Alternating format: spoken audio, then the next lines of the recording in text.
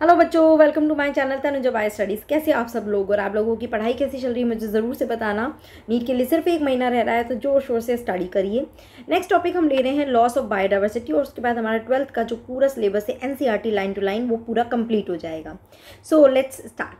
While it is doubtful if any species are being added through speciation, मतलब कि कोई नई species ऐड हुई into the earth treasury of a species, there is no doubt about their continuing loss, है ना। ये doubt नहीं है कि वो लॉस में भी जाएगी, मतलब वो धीरे धीरे ख़त्म भी होगी। The biological wealth of our planet has been declining rapidly and the accusing finger is clearly pointing to human activities, है ना। हमारा प्लानट पे जो इतनी भी बायोडाइवर्सिटी है वो सब डिक्लाइन हो रही है, धीरे धीरे स्पीशीज एक्सटिंक्ट होती जा रही है because of our human activities. The colonization of tropical Pacific island by human is said to have led to extinction of more than 2000 species of native birds। तो वहाँ पे अगर वहाँ पे मतलब ह्यूमन रहने लग गए हैं तो वहाँ पे जो नेटिव बर्ड्स हैं करीब 2000 स्पीशीज़ उसकी एक्सटेंट हो गई है। Include the IUCN Red List document the extinction of 784 species including 338 vertebrate, 359 invertebrate and 87 plants in the last 500 years। Some example of recent extinction include dodo। यहाँ से आपको थोड़ा सा ध्यान में रखना है। So dodo Mauritius, quagga Africa, Thylacine Australia, Steller sea cow Russia and 3 subspecies Bali, Javan and Caspian of tiger. ये टाइगर की 3 स्पीशीज़ है, इसके बारे में भी पूछा जा सकता है। तो ये रीसेंट एक्सटेंशन हुए हैं, तो यहाँ पे आपको क्वेश्चन बन सकता है कि रीसेंट एक्सटेंशन में कौन कौन से एनिमल इन्वॉल्व है, या फिर टाइगर की 3 कौन कौन सी स्पीशीज़ यहाँ पर एक्सटेंट हुई है, तो ये थोड़ा सा ध्यान में रखना है। The last 20 year alone have witness the disappearance of 27 species. Careful analysis of record shows that extinction across taxa are not random. Some group like amphibian appear to be more vulnerable to extinction, है ना। तो ये random नहीं है, जैसे amphibian में बहुत ज़्यादा वनरेबल है कि उनका एक्सटेंशन हो सकता है। Adding to the grim scenario of extinction is the fact that more than 15,500 species worldwide are facing the threat of extinction.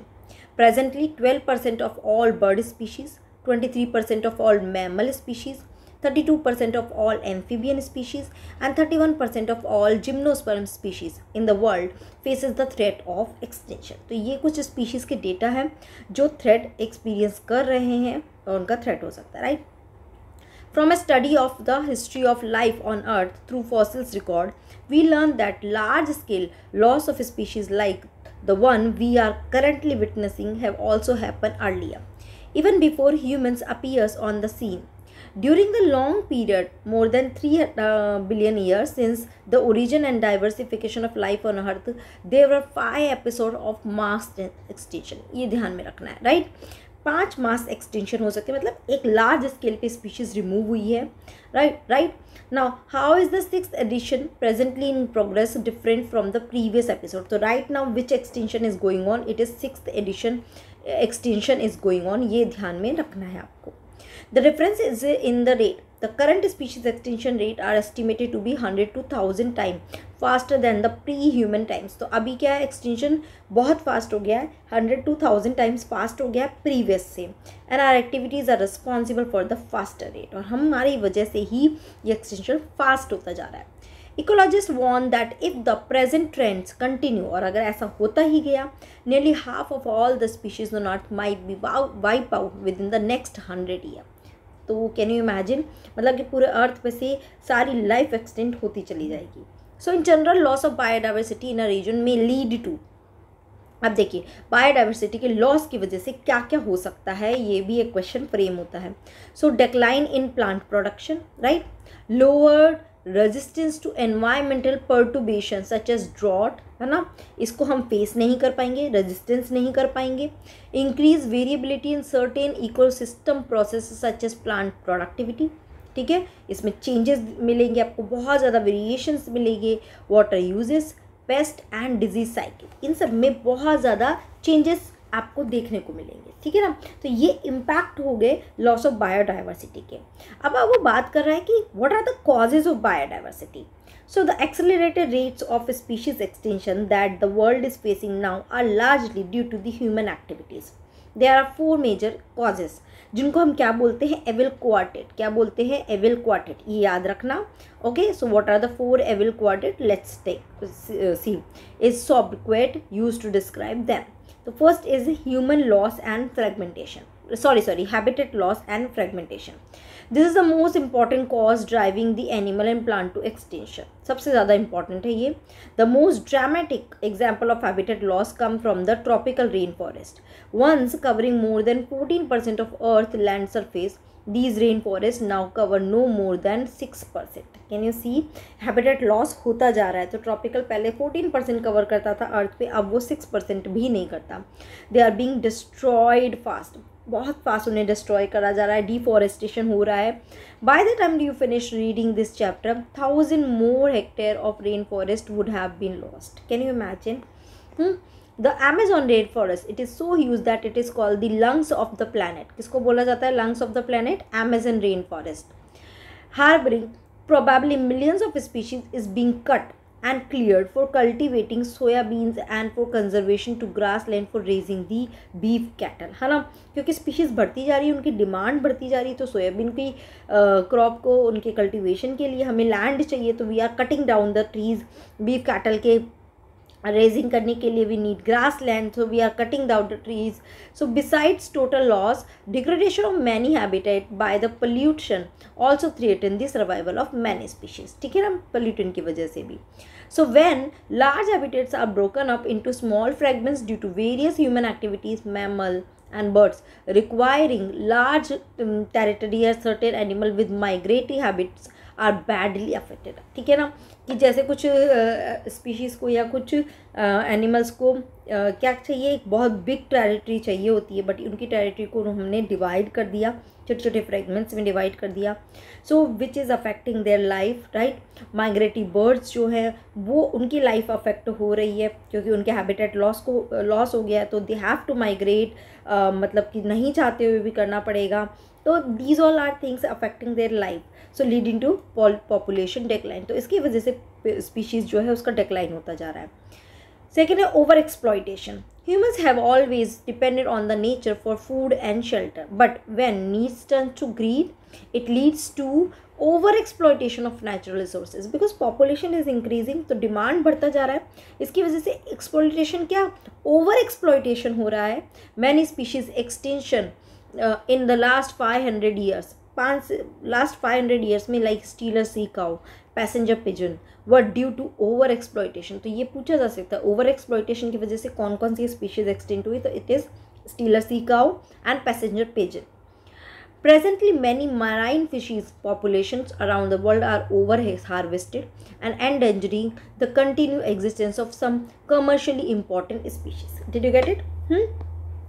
Third cause आ जाता है, which is the alien species invasion. When alien species are introduced unintentionally or deliberately for whatever purpose, some of them turn invasive. Invasive मतलब कि अब ये हमारे लिए खतरनाक है कि एक इकोसिस्टम या एक जगह में कुछ स्पीशीज़ रह रही है, बाहर से हमने एक फॉरेन स्पीशीज़ उसमें डाली ड्यू टू सर्टेन रीज़न, या तो अनइंटेंशनली बाई चांस आ गई या हमने किसी पर्पज़ के लिए डाली, बट अब उसमें क्या हो गया, वो उसमें से कुछ स्पीशीज़ क्या हो गई, इन्वेजिव हो गई, मतलब कि वो कुछ ज़्यादा ही वहाँ की स्पीशीज़ को खा रही हैं और सबको नुकसान पहुँचा रही है। एंड दे कॉज डिक्लाइन और extension of indigenous species. Indigenous मतलब जो ऑलरेडी उस एरिया में रहती थी। The Nile perch introduced into the Lake Victoria in East Africa led eventually to the extinction of ecologically unique assemblage of more than 2000 species of cichlid fish in the lake. समझे, ठीक है ना। तो Nile पर ये बहुत अच्छा example है एंड इस पर क्वेश्चन भी आता है कि नाइल पर्च को इंट्रोड्यूस किया था लेक विक्टोरिया, ध्यान रखना है, Nile perch, lake Victoria and cichlids fishes in the lake, 200 species. तो जब उसको इंट्रोड्यूस किया तो उसने इतनी स्पीशीज़ को खा गया, आप ऐसा बोल सकते हो, लाइक डाई हो गया, एक्सटेंशन हो गया। So you must be familiar with the environmental damage caused and threat posed to our native species by invasive weed species like carrot grass, है ना। जैसे कि कैरेट ग्रास जिसको इंटेंशनली तो नहीं लाया गया था, पार्थेनियम जिसको हम बोलते हैं, लैंटाना, वाटर हाइसिंथ, ये 3 स्पीशीज़ है जिसको इंडिया में वो आया ना। तो अब ये क्या करते हैं हमारे लिए, मास एक्सटेंशन या ओवर एक्सप्लॉयटेशन क्रिएट कर रही है, ये हमारे लिए इन्वेजिव बन गई है। क्योंकि इतना फास्ट ग्रो कर रही है कि हमारी जो इंडिजिनस स्पीशीज़ है they are not able to survive and they are start dying. The recent illegal introduction of African catfish, ठीक है, क्लेरियस गैरीपाइनस, याद रखना नाम, ये अफ्रीकन का कैटफिश है Clarias gariepinus, for aquaculture purpose is posing a threat to the indigenous catfish in our rivers. ठीक है, तो यही है क्यों. अच्छा, ऐसा क्यों है कि ये इतना क्यों नुकसान पहुंचा रही है, क्योंकि ये बाहर से आई है तो इनका कोई नेचुरल प्रेडेटर्स जो इनको खाए, जो इनको खा सके, वो उस एरिया में तो है ही नहीं ना, क्योंकि ये ऑलरेडी उस एरिया में थी नहीं, तो इसके प्रेडेटर्स भी नहीं मिलेंगे, तो वहाँ पे मतलब उनका कोई शत्रु ही नहीं है या फिर उन्हें कोई खाने वाला नहीं है, तो मस्त बिंदास सब लोगों को ख़त्म करते जा रहे हैं, राइट. नेक्स्ट आ जाता है को extension. So when a species become extinct, the plant and the animal species associated with it in an obligatory way also become extinct. जैसे कि मैं अगर बोलूँ कि प्लांट अगर सारे ख़त्म हो जाए तो हम भी एग्जिस्टेंस हमारा भी नहीं रहेगा, because there is a mutual relation है ना, तो we are dependent on them, तो अगर वो नहीं है तो हम भी सर्वाइव नहीं कर पाएंगे. सो एक स्पीशीज़ के खोने पे अगर दूसरा स्पीशीज़ वो भी एक्सटिंक्ट हो जाता है, दिस इज़ कॉल्ड को extension. So when a host fish species become extinct, its unique assemblage of parasite also meet the same fate, right? तो अब कोई पैरासाइट है, वो किसी होस्ट पे सर्वाइव कर रहा है, अगर होस्ट को हटा दिया तो पैरासाइट अपने आप ही वाइप आउट हो जाएंगे, क्योंकि वो उस पर डिपेंड करते हैं. Another example is the case of a co-evolved plant pollinator mutualism where the extinction of one invariably leads to the extinction of other. ठीक है ना, तो म्यूचुअल रिलेशनशिप में भी अगर एक को डिलीट मतलब एक एक्सटिंक्ट हो गया तो दूसरा भी एक्सटिंक्ट हो जाएगा. Got it. तो समझे 4 एविल क्वार्टेट क्या क्या है और उसके क्या क्या इम्पैक्ट है, उसमें जो भी डेटा दिए हुए हैं वो सब इम्पॉर्टेंट है. आगे बात करते हैं बायोडाइवर्सिटी कंजर्वेशन. अब देखिए नीड तो है बायोडाइवर्सिटी को कंजर्व करने की, तो देखिए कैसे, पहले तो है कि वाई शुड, हमें क्यों करनी ज़रूरत है और फिर हम कैसे कर सकते हैं. So there are many reason, some obvious and others not so obvious but all equally important. They can be grouped into 3 categories: narrowly utilitarian, broadly utilitarian and ethical issues. पहला है narrowly utilitarian. Arguments for conserving biodiversity are obvious. Human derives countless direct economic benefit from the nature. ठीक है ना, अब अना plant से, nature से हमें नेचुरली क्या क्या बेनिफिट्स मिलते हैं उनकी बात कर रहे हैं, तो वो नैरो यूटिलिटेरियन में आते हैं. Like food, cereal, pulses, fruits, ये सब मिलते हैं. Firewood, fibre, construction material, industrial product like tannin, lubricants, dyes, resin, perfume and products of medicinal importance, ये सब हमें मिलते हैं, डायरेक्ट बेनिफिट है. More than 25% of the drugs currently sold in the market worldwide are derived from the plants, and 25,000 species of plant contribute the traditional medicines used by the native people around the world. ठीक है. Nobody knows how many more medicinally useful plants there are in tropical rainforest waiting to be explored. अभी तक तो हो सकता है explore भी नहीं हुए हो. With increasing resources put into the bioprospecting, exploring molecular genetics and species level diversity for products of economic importance, तो हम इस पे और रिसर्च हो रहा है. Nation endowed with rich biodiversity can expect to reap enormous benefit, right? अब है ब्रॉडली यूटिलिटेरियन. एक बड़े स्केल पे क्या क्या यूटिलिटीज़ हमें मिल सकती है. So argument such says that biodiversity plays a major role in many ecosystem service that nature provide. The fast dwelling Amazon forest is estimated to produce through photosynthesis. तो मतलब कि ये बहुत बड़े लेवल का रोल प्ले कर रहा है कि फोटोसिंथेसिस कर रहा है. 20% of total oxygen in the earth atmosphere, इतना वो रोल प्ले कर रहा है. Can we put an economic value on this service by nature? You can get some idea by finding out how much your neighborhood hospital spend on a cylinder of oxygen. So pollination है ना, उससे idea मिल सकता है. Second आ जाता है pollination, that is also given by the plants, मतलब trees. So without which plant cannot give us fruit or seed is another service. Ecosystem provide through pollinator layer like bees, bumblebees, birds, bats. What will be the cost of accomplishing pollination without help from natural pollinator? There are other, मतलब कि like हम इनकी costing भी नहीं कर सकते हैं. We can't imagine also, इनके बिना कैसे इमेजिन भी नहीं कर सकते हैं. So there are other intangible benefits that we derive from the nature. The aesthetic pleasure of walking through the thick wood, watching spring flowers in the full bloom, or waking up to a bulbul songs in the morning. Can we put a price tag on such things? No.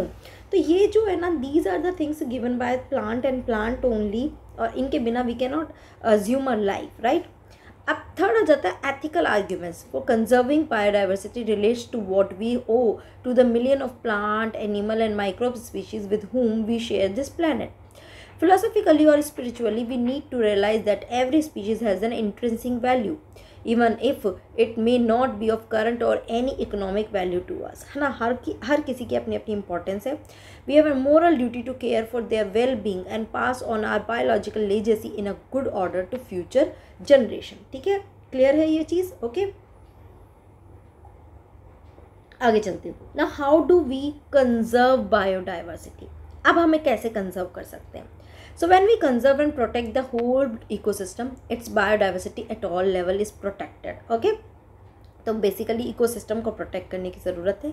We save the entire forest to save the tiger, this approach is, तो मतलब ऐसा नहीं कि हमें tiger अगर conserve करना है तो इट मीन्स कि हमें उसका हैबिटेट को कंजर्व करने की ज़रूरत है, तभी तो टाइगर कंजर्व हो पाएंगे, right. So this approach is called the in Situ conservation, कि मतलब वो जहाँ रहते हैं वो वाली जगह को आप कंजर्व कर दीजिए तो वो अपने आप ही कंजर्व हो जाएंगे। However, when there are situations where an animal or plant is endangered or threatened and needs urgent measure to save it from the extinction, कि एक्सटिंक्ट, कि अभी तो क्या होगा, मतलब बिल्कुल जस्ट ख़त्म हो जाएंगे, तो उस टाइम पे अगर हम कंजर्व करने की तरफ ध्यान देंगे तो हो सकता है कि वो conservation it will take time, तो उस टाइम पे हमें उसको वहाँ से लेकर एक सेफ जगह पे ले जाने की ज़रूरत है अर्जेंटली। तो that is the x two of site conservation is the desirable approach, समझे। तो इन सिटू कंजर्वेशन में क्या आ रहा है, it face with the conflict between the development and the conservation. Many nation find it unrealistic and economically not feasible waiting to be saved from to conserve all their biological wealth. Invariably the number of species waiting to be saved from extinction far exceed the conservation resources available। मतलब इतनी सारी species extinction में है कि उनको मतलब सबको conserve करना बहुत ज़्यादा टफ है। So on a global basis, this problem has been addressed by eminent conservationists. They identified for maximum protection certain biodiversity hotspot region with very high level of species richness and high degree of endemism। ठीक है, उन्होंने क्या किया, कुछ ऐसे spots को identify किया जहाँ पे बायोडाइवर्सिटी बहुत ज़्यादा रिच होती है और जहाँ पे स्पीशीज़ रिचनेस बहुत ज़्यादा होती है, ऐसी ही जगह को हम क्या बोलते हैं, एंडेमिज्म। एंडेमिज्म मतलब वहाँ पे स्पीशीज़ रिचनेस बहुत ज़्यादा है। So that is species confined to that region and not found anywhere else, है ना, ये ध्यान रखना। एंडेमिज्म कि वो वहीं पे मिलेगी, वो कहीं, जैसे कि आप बात करेंगे कंगारू, तो कंगारू ऑस्ट्रेलिया में मिलता है, इसके अलावा कहीं नहीं मिलता, तो वो एंडेमिज्म है, वो उसके लिए वो हॉटस्पॉट है। So initially 25 biodiversity hotspots were identified, but subsequently 9 more have been added to the list, bringing the total number of biodiversity hotspots in the world to 34. These hotspots are also region of accelerated habitat loss. 3 of these hotspots, Western Ghat, Sri Lanka, Indo-Burma and Himalaya, cover our country's exceptionally high biodiversity region। तो ये थोड़ा सा ध्यान रखना है, western Ghat and Sri Lanka, Indo Burma and Himalaya, right. ये कुछ है यहाँ पे क्वेश्चन फ्रेम हो सकता है, तो ये है जहाँ पे क्या है हमारी high biodiversity region. All the biodiversity hotspots put together cover less than 2% of the earth land area. Can you imagine? So the numbers of species they collectively harbor is extremely high, and strict protection of these hotspots could reduce the ongoing mass extinction by almost 30%. तो अगर हमने इसको proper ध्यान रखा तो हम काफ़ी हद तक रोक सकते हैं। So in India, ecologically unique and biodiversity rich regions are legally protected as biosphere reserve. तो अब ये है कि कुछ एरियाज़ को हमने प्रोटेक्ट किया as a biosphere reserve, national park and sanctuaries. So India has now 14 biosphere reserve, 90 national park and 448 wild life centuries.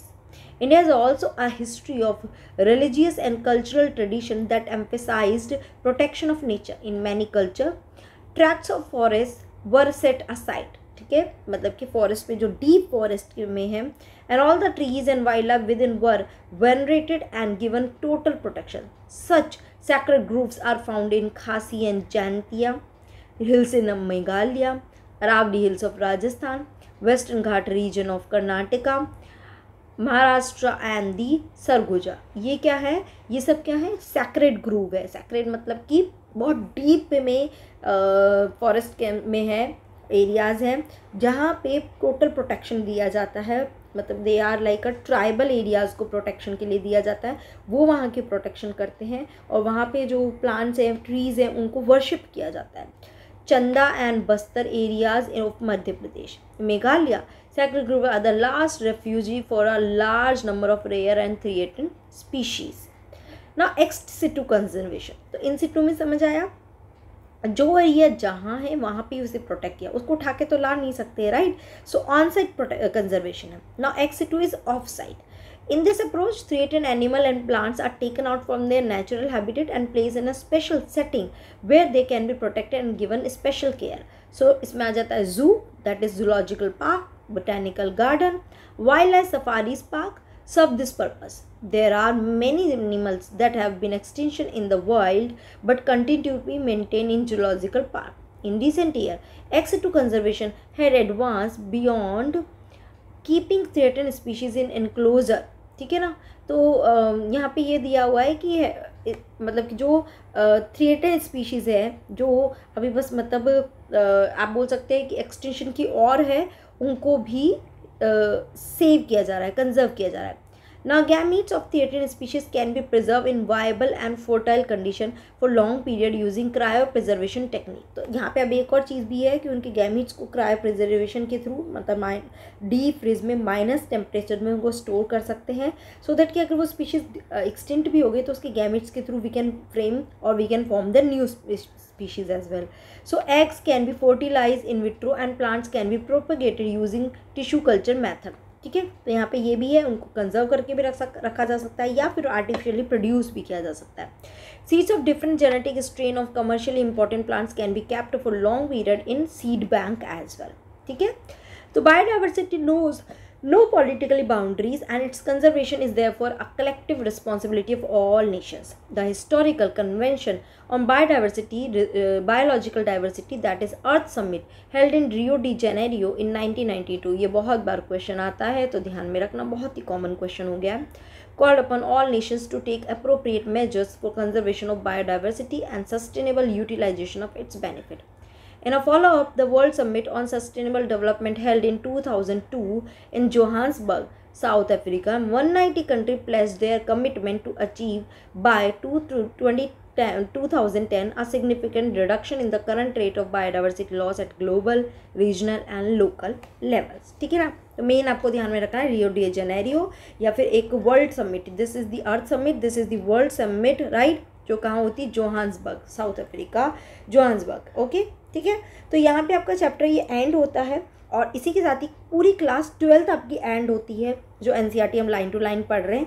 बस क्लास 11th में आपके 2-3 चैप्टर्स रिमेनिंग है, we will complete that one. आप एक बार इसे पढ़िए, you just go through NCERT through these videos, really it will help you a lot, क्योंकि हमें बायोलॉजी में एनसीईआरटी लाइन टू लाइन पढ़ना बहुत ज़्यादा ज़रूरी है। ठीक है बच्चों, तो यहाँ तक पढ़िए, कोई डाउट आए तो बताना। Okay, till then take care, keep doing study, bye bye, take care.